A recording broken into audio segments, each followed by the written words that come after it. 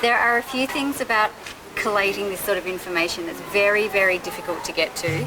So as we're standing there watching the takeras doing their sort of finishing work, I can hear Kirti next to me talking to her other film crew, talking about how the way that it's not just the hammering that's the art form, it's actually subtly the way the artisan is turning the vessel as they're hammering with this very subtle motion that can't be taught, that's part of the inheritance of learning how to do something from a very young age. He will pick up everything. He is looking very naughty. She mentions that in India, like when you talk about handicrafts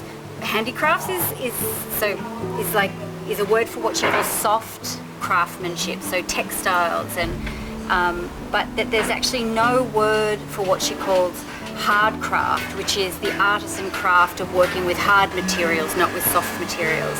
It's a really interesting thing to point out because generally humanity requires there to be a word or a language for something in order for it to be appreciated and understood and also preserved. If there's no word for something, it's very difficult to conceptualize that thing as a real object that requires or that exists in your world.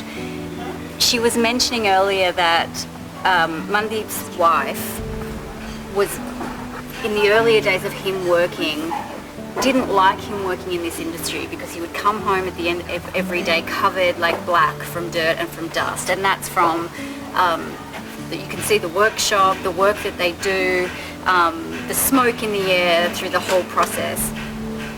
But once UNESCO recognised this art form as having intangible cultural heritage, suddenly there was a pride in being a person who was sustaining the tradition forward, and now she's very proud of him. She loves what he does. Kirti was saying that previously in the towns where this was the artisan craft, it was the occupation of the people that lived in those towns, that people were turning away from it because there was no pride in it. And so they would rather earn 25,000 rupees doing odd jobs or working from computers or phone marketing or whatever it was, rather than continuing this tradition. Now, because of the attention the tradition has gained, partly through that UNESCO designation, suddenly there's a call back to it because it becomes less about finance and more about the pride of heritage. It's about a people continuing to believe in the inherent beauty of what it is that they do and what they carry.